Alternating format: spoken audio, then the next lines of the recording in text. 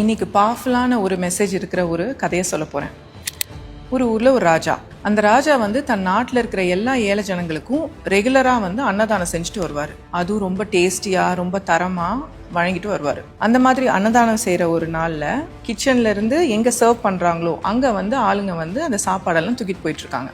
அந்த டைம்ல பக்கத்துல இருக்க காட்டுல ஒரு பாம்பை பிடிச்சிட்டு ஒரு கழுகு மேல பறக்குது. பாம்புல இருந்து ஒரு துளி விஷம் பாயச பானையில விழுந்துடுது. இதை யாருமே கவனிக்கல. சோ இந்த பானையில இருந்து சாப்பிட்ட நூற்றுக்கணக்கான ஆளுங்க இறந்து போயிடுறாங்க.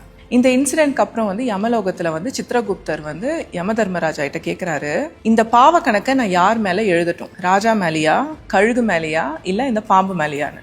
அப்போ யம தர்மராஜா சொல்றாரு, ராஜா நல்ல இன்டென்ஷன்ஸோட தான் செஞ்சாரு, அவருக்கு இது நடந்ததே தெரியாது, அதனால இந்த கணக்கை அவர் மேல எழுத முடியாது.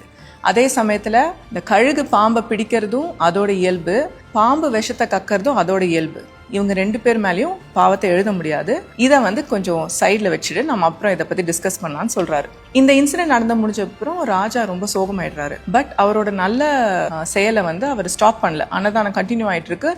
இன்னும் கேர்ஃபுல்லா எல்லாத்தையும் ப்ராப்பரா மூடி அந்த மாதிரி நல்லபடியா செஞ்சுட்டு வராரு. கொஞ்ச நாள் கழிச்சு இந்த மாதிரி ஒரு அன்னதான டே அன்னைக்கு பக்கத்து ஊர்ல இருந்து கொஞ்சம் பேர் சாப்பாடு சாப்பிட்றதுக்காக நடந்து வராங்க. அந்த மெயின் ரோட்ல அங்க ரெண்டு பேர் உட்காந்துட்டு இருக்காங்க.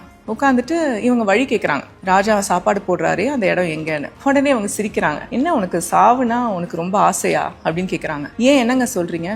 உனக்கு தெரியாதா, அன்னதானத்துல சாப்பிட்றவங்க எல்லாம் செத்து போறாங்க, அந்த சாப்பாடை சாப்பிட்றதுக்கு நீ பக்கத்து ஊர்ல இருந்து வந்திருக்கியான்னு ஏளனமா பேசுறாங்க. இவங்க எல்லாம் பயந்து போய் திரும்பிடுறாங்க. இதை பார்த்துட்டு இந்த யம தர்மராஜா சொல்றாரு சித்ரகுப்தர் கிட்ட, அந்த பாவ கணக்கை இவங்க ரெண்டு பேர் மேல எழுது. இவங்களும் நல்லது செய்யாம நல்லது செய்யறவங்கள பத்தி உண்மை என்னன்னே தெரியாம இவ்வளோ அவதூறா பேசி பாவத்தை இவங்க சம்பாதிச்சுக்கிறாங்க. ஸோ நிறைய டைம்ல நம்மளும் இதை செய்யறது உண்டு. மற்றவங்கள பத்தி பேசும்போது அவங்க என்ன அவங்க அண்டர்கோ பண்ணியிருக்காங்க, உண்மை என்ன, எதையுமே தெரியாம அவங்கள பத்தி தப்பா நிறைய பேசுறதுனால எவ்வளோ பேர் ஹர்ட் ஆகிறாங்க.